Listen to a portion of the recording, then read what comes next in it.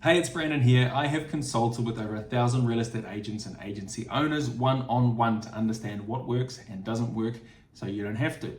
Now, today we're diving into one of the most misunderstood concepts in real estate sales, which is why logic wins. Not just emotion, not just hype, but logic. So if you've ever had a buyer or seller pull out last minute or regret a decision, it's probably because they made an emotional choice with no rational foundation. And that right there is what this video is all about. So let's dive into things. Let's start with the obvious. Real estate is emotional. No doubt buying or selling a home is one of the biggest financial and emotional decisions someone will ever make. But here's the trap. If somebody makes a purely emotional decision, they can wake up the next day with doubt. And you've probably had it before, right? Where they were excited, then 2 days later, cold feet. Now, this is where logic comes in. Logic is what makes the deal stick. Emotion is the spark, but logic is the structure. So when you give people a solid reason behind their emotional excitement, when you show them why their decision makes rational sense, you remove buyer's remorse. They stay committed. In fact, they defend their decision. They tell others, we made the right call, right? So think of your clients as having two brains. They've got the emotional brain and the logical brain, and your job is to speak to both. You sell with emotion, but you close with logic. So when somebody says, we love the house, that's great, but don't just stop there. Ask, what do you love about it? Now get them to say things like, it's close to the school, the layout suits our family, it's within budget. These are all logical anchors. You're building a foundation under their excitement.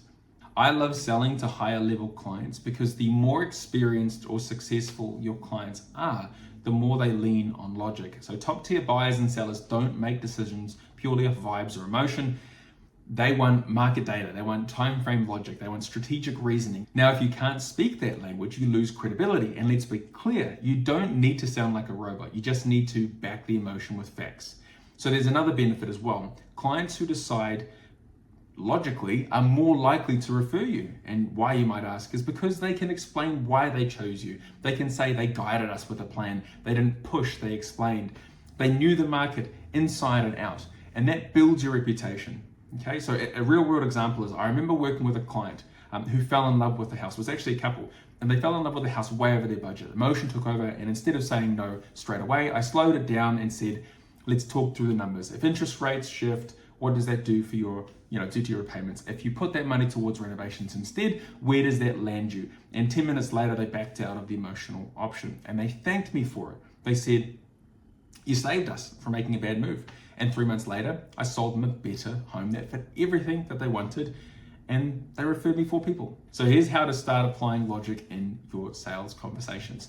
Ask layered questions. Don't stop at, do you like it? Ask why. Dig deeper. Use data to frame emotion. When somebody says they love the view, say it's one of the few properties with that orientation at this price. You can forecast decisions, help them picture what life looks like in 6 months if they go with option A versus option B. When clients can see the logic of their excitement, they stay sold. So to recap, emotion creates action, logic sustains commitment. Your job as a real estate professional isn't to push people into decisions, it's to help them make strong ones they won't regret. And that's what leads to better deals, it leads to happier clients and more referrals. So thanks for watching. I'll see you in the next one.